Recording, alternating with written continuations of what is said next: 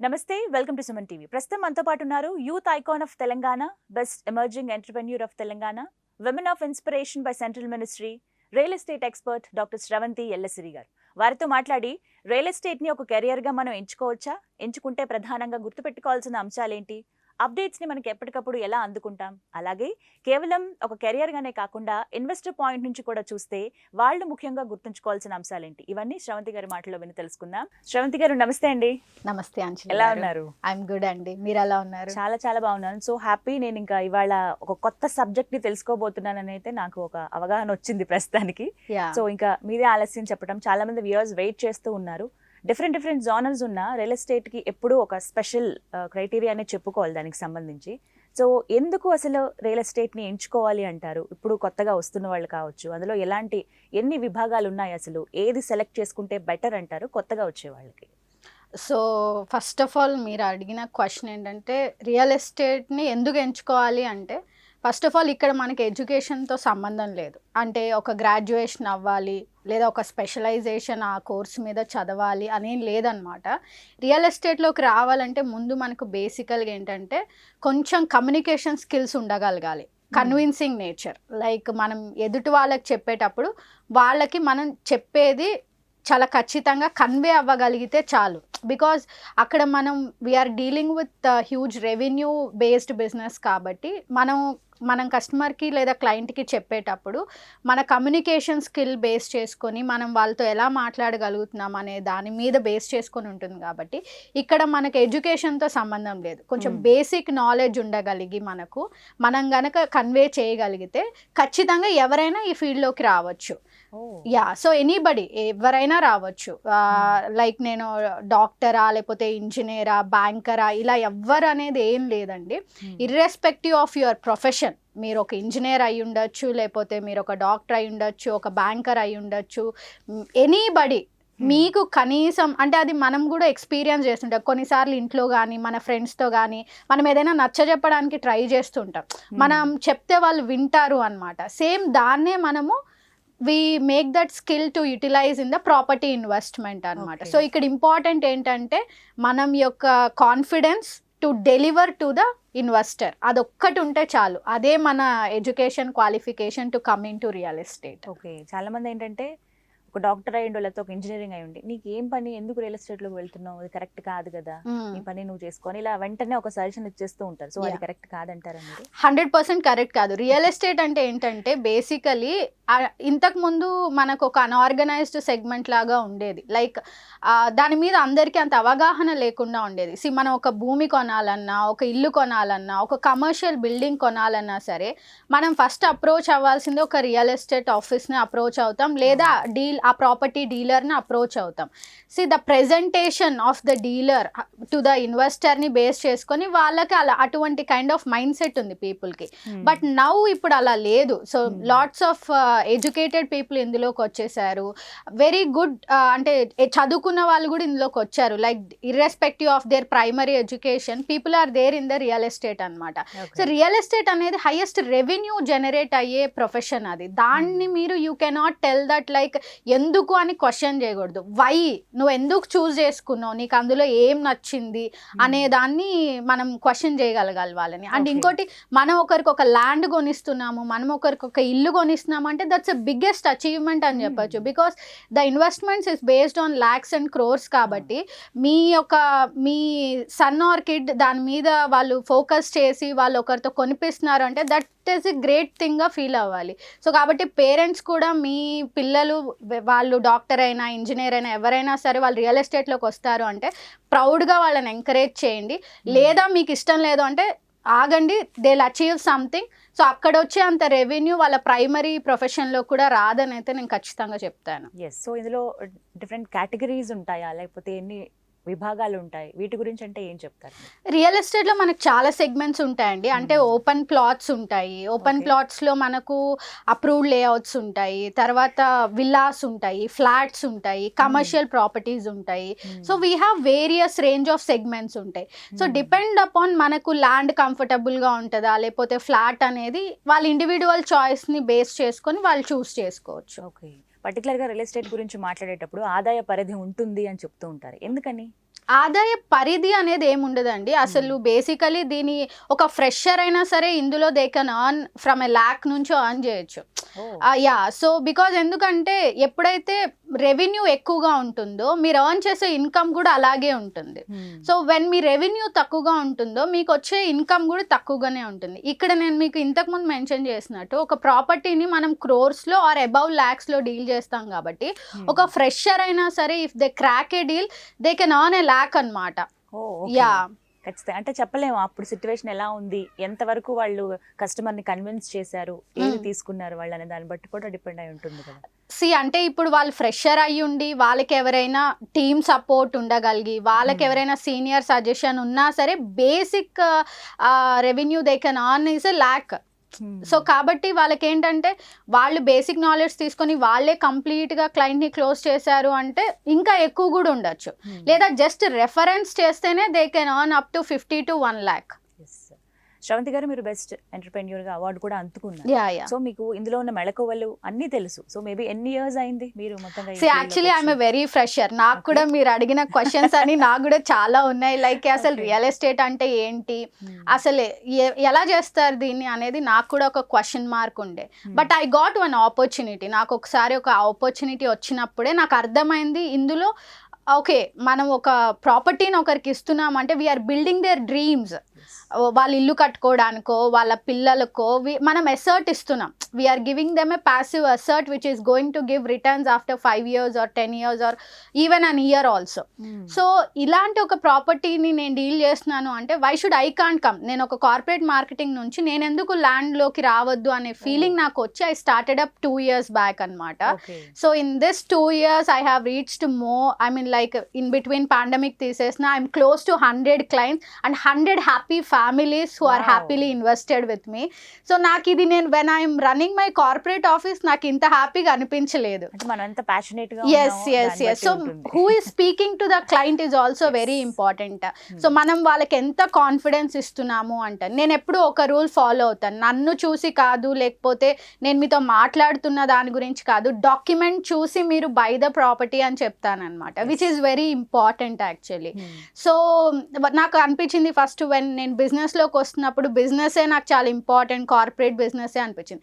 కానీ when I learned about real estate నాకు ఇదే చాలా ఎక్కువ కంఫర్టబుల్గా అనిపిస్తుంది. అండ్ ఎస్ నేను I'm giving their building their dreams and giving them property. ఈరోజు వాళ్ళు పెట్టే ఒక ప్రాపర్టీ ఒక 2 years తర్వాత రీసేల్కి వెళ్ళినప్పుడు వాళ్ళకి మంచి రిటర్న్స్ వచ్చినప్పుడు దే ఫీల్ ఎప్పటికీ నా నేమ్ ఉంటుంది కదా, విచ్ ఈస్ లైక్ వెరీ నాకు చాలా బాగా అనిపించింది అది. యా, నిజంగా చెప్పాలంటే అలాగే ఉంది. ఈ రోజుకి I'm feeling that. Short term investments నాతో చేసిన వాళ్ళందరూ వాళ్ళకి ఒక ప్రాఫిట్ మార్జిన్ వచ్చి ఎగ్జిట్ అవుతున్న ప్రతిసారి వాళ్ళు నాతోనే కంటిన్యూ అవుతున్నారు. సో శ్రవంతి గారు మీ ఎక్స్పీరియన్స్ బట్టి కొత్తగా వచ్చిన వాళ్ళకి పర్టికులర్గా రియల్ ఎస్టేట్లో ప్రాథమికంగా వాళ్ళు గుర్తుంచుకోవాల్సిన విషయాలు ఏంటి అంటే ఏం చెప్తారు?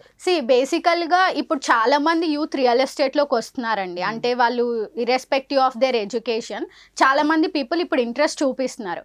కానీ నేను వచ్చేస్తాను రియల్ ఎస్టేట్ చేస్తాను అంటే కుదరదు. ఫస్ట్ ఆఫ్ ఆల్ మీకు కూడా కొంచెం నాలెడ్జ్ ఉండాలి. అంటే ఇప్పుడు మీరు హైదరాబాద్కి వస్తున్నారు, తెలంగాణలో మీరు రియల్ ఎస్టేట్ చేయాలనుకుంటున్నారు, బేసిక్ నాలెడ్జ్ అనేది నేర్చుకోవాలి మీరు. లైక్ అంటే అసలు తెలంగాణ ఏంటి, దాని యొక్క విస్తీర్ణం ఎట్లా ఉంది, దాని డెమోగ్రఫిక్స్ ఏంటి, దాని జియోగ్రఫికల్గా ఎలా ఉంది, అది అసలు అది ఎన్ని జోన్స్లో ఉంది, బేసిక్ నాలెడ్జ్ కొన్ని బేసిక్ నాలెడ్జ్ తీసుకొని మీరు చూస్ చేసుకోగలిగారు అనుకోండి, అప్పుడు మీకు ఓకే. లేదు మేము అవేం నేర్చుకోము, రియల్ ఎస్టేట్ అంటే చాలా డబ్బులు ఉంటాయి వచ్చేస్తాము అంటే నో, మీరు సస్టైన్ అవ్వలేరు అనమాట. So knowledge is very important, very very important. ఖచ్చితంగా తెలిసి ఉండాలండి. తెలియకుండా మీరు వచ్చేసి మేము చేసేస్తాము రియల్ ఎస్టేట్లో చాలా డబ్బులు ఉంటాయి అనుకొని రావడం అనేది తప్పు. ఆ మైండ్ సెట్ని ఫస్ట్ చేంజ్ చేసుకోండి. ముందు బేసికల్గా మీరు రియల్ ఎస్టేట్లోకి రావాలనుకున్నప్పుడు బేసిక్ అవగాహనని మీరు గెయిన్ చేయండి. ఇప్పుడు చాలా మనకు యూట్యూబ్లో కానీ లేకపోతే డిజిటల్ ప్లాట్ఫామ్స్లో మనకు చాలా మంది మీ నాలెడ్జ్ షేర్ చేస్తుంటారు. ఒక పెయిడ్ ప్రోగ్రామ్ తీసుకొని అసలు ఫస్ట్ ఆఫ్ ఆల్ తెలంగాణలో అసలు రియల్ ఎస్టేట్ ఎలా ఉంటుంది, అసలు ఏమేం జోన్స్ ఉన్నాయి, హెచ్ఎండి అంటే ఏంటి, డిటిసిపి అంటే ఏంటి, ఈ ల్యాండ్స్ అంటే ఏంటి, ఇవన్నీ ఫస్ట్ బేసిక్ అవగాహన తెలుసుకొని రండి. అప్పుడు మీరు ఎక్కడికైనా అప్రోచ్ అయినప్పుడు కూడా వాళ్ళు కూడా మీకు గైడ్ చేయడానికి ఈజీగా ఉంటుంది. అరే బేసిక్ నాలెడ్జ్ వీళ్ళకి తెలుసుంది, ఓకే వీళ్ళని నెక్స్ట్ లెవెల్లోకి తీసుకెళ్ళొచ్చు అని అనిపిస్తుంది. మీరు ఏమీ లేకుండా వైట్ పేపర్ లాగా బ్లాంక్గా వచ్చారనుకోండి, మీరు సేలు కమిషన్ ఊహించుకొని వస్తారు, but it will be a struggle period to you. So get us some knowledge, basic knowledge gain చేసుకోండి, దెన్ యూ కమ్, డెఫినెట్లీ మీకు ఇంకా బెటర్గా ఉంటుంది, ఈజీగా ఉంటుంది. అండ్ శ్రవంతి గారు, కొన్ని మాటలు మనం వింటూ ఉంటాం, 2 పడవల మీద కాళ్ళు వేయొద్దు, మీకే అది ప్రాబ్లం అవుతుంది అన్నట్టుగా. కొంతమంది ఏంటంటే ఏదో ఒక వర్క్ చేస్తూ ఉంటారు, ఆ వర్క్ చేస్తూ రియల్ ఎస్టేట్ చేద్దాం అనుకుంటున్నానని చెప్పి ఒక డెసిషన్ ఉంటుంది. అంటే రావాలి రియల్ ఎస్టేట్లో ఉండాలి అనుకునే వాళ్ళు ఓ పక్కన రియల్ ఎస్టేట్ చేస్తూ వేరే పనులు చేసుకోవచ్చా, లేదా ఫుల్ టైం ఉండాలా, ఫ్రీలాన్సర్గా వర్క్ చేయొచ్చా, ఇలాంటివి చాలా డౌట్స్ ఉన్నాయి మాకు. సో మీరేం చెప్తారు? రియల్ ఎస్టేట్ మనం ఒకటి వచ్చేసరికి ప్రైమరీ ప్రొఫెషన్గా తీసుకోవాలి అంటే ముందు అసలు మన మీద ఎంత కాన్ఫిడెన్స్ ఉంది, మనకి ఎంత నెట్వర్క్ ఉందనే చూసుకోవాలి. ఫస్ట్ ఆఫ్ ఆల్ రియల్ ఎస్టేట్లో ఫస్ట్ సేల్ ఎప్పుడు ఇన్నర్ సేలే అవుతుంది. అంటే మన చుట్టుపక్కల వాళ్ళే తీసుకుంటారు. లైక్ నా ఫ్రెండ్స్ తీసుకోవచ్చు, నా ఇంటి పక్కన వాళ్ళు తీసుకోవచ్చు. ఫస్ట్ రియల్ ఎస్టేట్లో ఎప్పుడైనా సరే మోస్ట్ ఆఫ్ ద టైమ్స్ మనకు తెలిసిన వాళ్ళ నుంచే సేల్ అవుతుంది. ఎందుకంటే ఇట్స్ లైక్ మనకు తెలిసిన వాళ్ళు ఎవరైనా చేస్తున్నారు అంటే వాళ్ళనే ఫస్ట్ మనం క్వశ్చన్ చేయడానికి ట్రై చేస్తాం. సో ఫస్ట్ సేల్ ఎప్పుడు మనకు ఇంటర్నల్గా అవుతుంది కాబట్టి మీకు నెట్వర్క్ ఎంత ఉంది అనేది ఇంపార్టెంట్. ఇన్ కేస్ మీరే దాన్ని ప్రైమరీ ప్రొఫెషన్గా చూస్ చేసుకోవాలి అంటే మీరు ఫోకస్ చేయాల్సిన విషయం ఏంటంటే మీకు ఎంత నెట్వర్క్ ఉంది, మీకు ఎంత capability of building up the team ఎంత ఉందో చూసుకోవాలి. లేదు ఫర్ ఎగ్జాంపుల్ ఆయన ఒక ఐటీ ఎంప్లాయ్ అనుకుందాం, లేదా ఒక బ్యాంకర్ అనుకుందాం, ఆయనకు నెట్వర్క్ ఉంటుంది, but he cannot spend much time on a client closure or he cannot spend time on closing the lead and all. So మేము ఎక్స్పర్ట్స్ ఉంటాం కాబట్టి వాళ్ళు మాతో పాటు టైఅప్ అవ్వచ్చు, ఆ పర్టికులర్ ప్రాజెక్ట్ని మేము హ్యాండిల్ చేస్తాం, వాళ్ళు లీడ్ ఇస్తే సరిపోతుంది.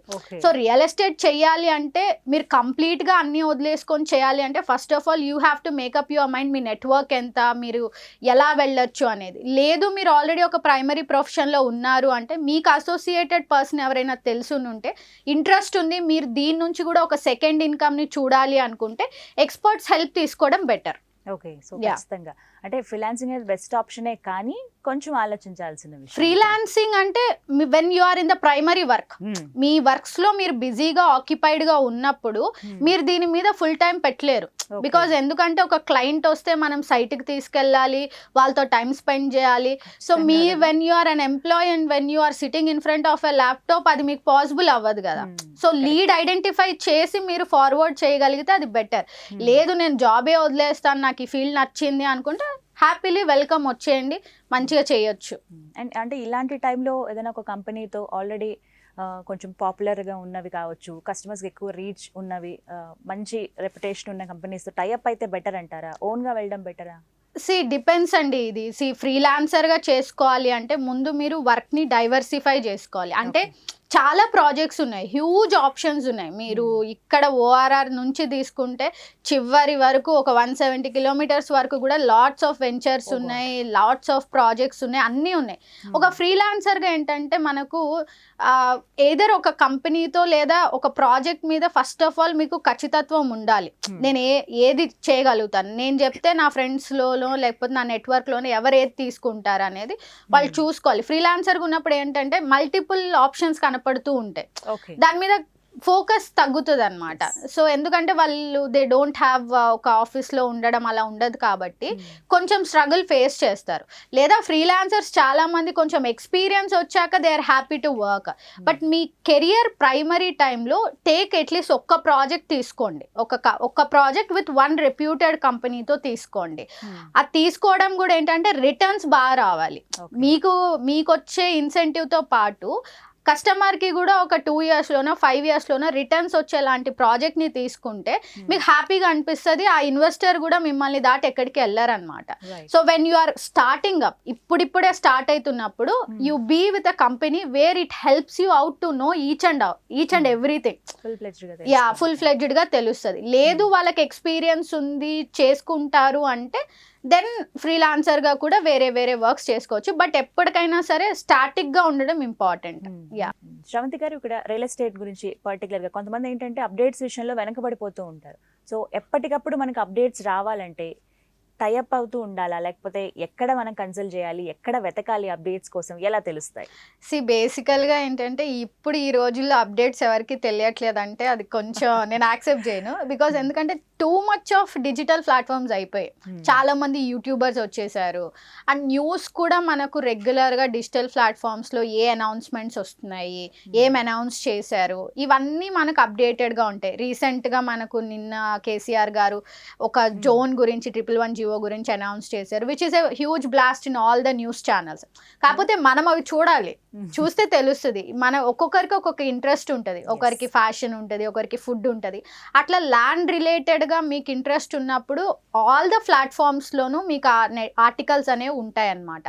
YouTube is a best platform. చాలా మంది జెన్యూన్ యూట్యూబర్స్ ఉన్నారు, చెప్తూ ఉంటారు. అండ్ న్యూస్ పేపర్ ఆర్టికల్స్ చాలానే ఉంటాయి. మీరు ఏదైనా పర్టికులర్ థింగ్ గురించి తెలుసుకోవాలంటే go search it up. So articles మేజర్గా ఉంటాయి. సో ఏది మనకు అప్డేటెడ్గా ఉండాలి అంటే you can see always the news follow అవుతూ ఉంటే రియల్ ఎస్టేట్ న్యూస్ మనకు అప్డేటెడ్గానే ఉంటుంది. అన్ని ప్లాట్ఫామ్స్లోనూ దొరుకుతాయి. ప్రింట్, డిజిటల్ మీడియా, ఎక్కడైనా సరే మనకు అవి ఉంటాయి. ఎందుకంటే if something big is happening it will be always known to everybody అనమాట. ఖచ్చితంగా, అంటే మనకి ఇష్టం అయితే ఖచ్చితంగా దానికి అటాచ్ అయ్యి ఇష్టం అని అవసరం అని కాదు. ఇప్పుడు ఒక ఆప్షన్ చేస్తున్నారు government, all over the city మనకు బోర్డ్స్ ఉంటాయి, అన్నీ ఉంటాయి, తెలుస్తుంది. So whenever the bigger changes are bigger announcements are coming up మనకు అవి ఖచ్చితంగా తెలుస్తాయి. But take time. లైక్ మనం ఒక ప్లేస్లో ఉంటున్నాము అంటే ఆ ప్లేస్ యొక్క ప్రైస్ ఎలా ఉంటుంది, చుట్టుపక్కల ఏం డెవలప్మెంట్స్ వస్తున్నాయి, ఇన్ఫ్రాస్ట్రక్చర్ ఏంటి, రోడ్స్ ఏంటి అనేది బేసిక్ ఇన్ఫర్మేషన్ అంతా మనకు మనం తెలుసుకుంటే అది విచ్ ఇస్ వెరీ బెటర్ అన్నమాట. మనం ఎప్పుడు ఒక కన్నేసి ఉంచాలి. ఒక కెరియర్ గా ఎంచుకున్నాం కాబట్టి ఫుల్ ఫ్లెడ్జ్డ్ గా దాని మీద ఉండాలి. ఇంకా అంటే మనకు ఫుల్ ఫ్లెడ్జ్డ్ గా ఉన్నా లేకపోయినా బేసిక్ నాలెడ్జ్ ఎప్పుడు మనం దాని మీద గెయిన్ చేస్తూ ఉండాలి. సో ఖచ్చితంగా, అంటే మీరు చెప్పిన మాటలు బట్టి చూస్తే ఒక కెరియర్ గా రియల్ ఎస్టేట్ ని ఎంచుకోవడం అనేది తప్పలేదు. 100%. అసలు తప్పు అనే పదమే కాదు. హ్యాపీగా ప్రౌడ్ గా you can be a real estate expert అవ్వచ్చు. మీరు మీలో మంచి కాన్ఫిడెన్స్ ఉండి, మంచి ప్రెజెంటేషన్ ఉండి, మీరు చెప్తే ఎదుట వాళ్ళు వినగలుగుతారు అన్న నమ్మకం మీలో ఉంటే దీన్ని మీరు ప్రొఫెషన్ గా చూస్ చేసుకోండి. And this profession is very very superior than any other fields because you are building dreams of the people who are buying their asserts. So మీరు ఒక్కసారి ఒక మంచి ప్రాపర్టీ ఇవ్వగలిగారు అనుకోండి, వాళ్ళ ఫ్యామిలీ, వాళ్ళ ఫ్రెండ్స్, వాళ్ళ రిలేటివ్స్ అందరూ ఏది కావాలన్నా జస్ట్ పిన్ను పంపించి can we invest in this place అని అడుగుతారు. అలా మనకు ఒక 10-20 ఫ్యామిలీస్ ఉన్నా సరే we're very happy and we're very passionate towards our work. So no point. ఇప్పుడు కూడా రియల్ ఎస్టేట్లో చాలా మంది ఎడ్యుకేటెడ్ పీపుల్ వచ్చారు. అంటే ఐటీ ఇండస్ట్రీ నుంచి వచ్చిన వాళ్ళు ఉన్నారు, డాక్టర్స్ ఉన్నారు, I'm a doctor, so bankers ఉన్నారు. సో హ్యాపీగా రండి, బట్ బేసిక్ నాలెడ్జ్ తెలుసుకోండి. ఎక్స్పర్ట్స్ ఉంటారు, వాళ్ళతో ట్రైన్ అవ్వండి, ట్రైనింగ్ సెషన్స్ తీసుకోండి, హ్యాపీగా రండి. Choose this as your career. నిజంగా ఈ 10-15 మినిట్స్లోనే చాలా వరకు చూసిన వాళ్ళు, అంటే కొంచెం సందిగ్ధంలో ఉంటారు కదా, మేబీ వెళ్దాం వద్దా, ఆప్షన్ సెలెక్ట్ చేసుకుందాం వద్దాం అన్న వాళ్ళకి శ్రవంతి గారి మాటలతో ఒక ఐడియా అయితే వచ్చేసింది. డెఫినెట్ గా రావాలి అండి. యంగ్ పీపుల్ వచ్చినప్పుడు ఒక ఎడ్యుకేటెడ్ పర్సన్ లేకపోతే ఇర్రెస్పెక్టివ్ ఆఫ్ ఎడ్యుకేషన్ మీ దగ్గర ఆ స్కిల్ ఉన్నప్పుడు ఆ స్కిల్ ని ఇక్కడ యూటిలైజ్ చేస్తే మనకు రెవెన్యూ జనరేషన్ కి హెల్ప్ అవుతుంది. అండ్ మనం will be like as remembered as with that investor, like మనం మంచి ప్రాపర్టీ ఇప్పించాము అనేది కూడా ఉంటుంది. కాబట్టి డెఫినెట్ గా రండి. అండ్ యూత్, నేను చదువుకున్న దానికే నాకు ఉద్యోగం రావాలి, నాకు రావట్లేదు అని పేరెంట్స్ ప్రెషర్ని, ఫ్రెండ్స్ ప్రెషర్ని, రిలేటివ్స్ ప్రెషర్ని తీసుకోవద్దు. Explore the opportunities. నేను ఎందుకు చేయకూడదు, ఎందుకు వేరే ఫీల్డ్స్లోకి వెళ్ళకూడదు అని. Me being into business, me being as a doctor, నేను ఏ రోజు రియల్ ఎస్టేట్ కెరియర్గా చూస్ చేసుకోవాలనుకోలేదు. But when I came into this field, why can't me in this field అనే ఫీలింగ్ వచ్చింది నాకు. సో డెఫినెట్గా నేను యంగ్ పీపుల్కి కానీ లేదా అన్ఎంప్లాయిడ్ పీపుల్ ఎవరైనా ఉన్నా లేదా మహిళలైనా సరే, మీకెవ్వరికైనా సరే మంచిగా మాట్లాడగలిగి మీరు చెప్తే వినగలిగే లాంటి టోన్ మీకుంటే ఖచ్చితంగా మమ్మల్ని అప్రోచ్ అవ్వండి. డెఫినెట్గా will guide you as how to become a good real estate expert. Right. Thank you so much Sravanthi గారు, చాలా క్లియర్గా ఎక్స్ప్లెయిన్ చేశారు. మాక్సిమం మాకున్న డౌట్స్ అన్నీ కూడా మీ వల్ల క్లియర్ అయిపోయాయి. నమస్తే. నమస్తే అండి.